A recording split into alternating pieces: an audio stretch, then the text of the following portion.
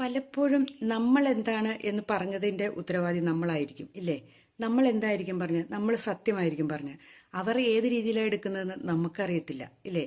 നമ്മൾ പറഞ്ഞ കാര്യത്തിൽ നമ്മൾ ഉറച്ചു നിന്നിട്ടുണ്ട്. നമ്മൾ സത്യസന്ധമായിട്ടാണ് ഒരു കാര്യങ്ങൾ പറഞ്ഞത് എങ്കിൽ, അല്ലെങ്കിൽ പ്രവർത്തിച്ചത് എങ്കിൽ നമ്മൾ അതിൽ ഉറച്ചു തന്നെ നിൽക്കുക. അതല്ലാതെ മറ്റൊരാൾ എന്താണ് വിചാരിക്കുന്നത്, മറ്റൊരാളുടെ മുമ്പിൽ നമ്മൾ തെറ്റുകാരാണോ അല്ലെങ്കിൽ മറ്റൊരാളുടെ മുമ്പിൽ നമ്മൾ കള്ളമാണോ പറയുന്നത് എന്നൊന്നും പറഞ്ഞിട്ട് കാര്യമില്ല. നമ്മൾ ചെയ്തത് ശരിയാണെങ്കിൽ നമ്മൾ അതിൽ തന്നെ ഉറച്ചു നിൽക്കാൻ ശ്രമിക്കുക. അതാണ് വേണ്ടത്. അല്ലാതെ നമ്മൾ ചിന്തിക്കുന്നതും നമ്മൾ പ്രവർത്തിക്കുന്നതും നമ്മൾ ചെയ്യുന്നതും എല്ലാം മറ്റുള്ളവർ ശരിയായി കാണണം എന്ന് ചിന്തിക്കുന്നതിൽ യാതൊരു അർത്ഥവുമില്ല. നമ്മൾ ചെയ്യാനുള്ള കാര്യങ്ങൾ നമ്മൾ സത്യസന്ധമായിട്ട് ചെയ്തുകൊണ്ടിരിക്കുക.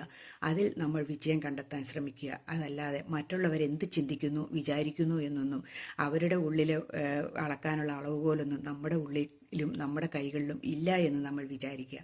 അപ്പോൾ നമുക്ക് ചെയ്യാനുള്ള കർമ്മങ്ങൾ ചെയ്യുക, അത്രമാത്രം. ശരിയാണോ? നിങ്ങളൊന്ന് ചിന്തിച്ചു നോക്കി.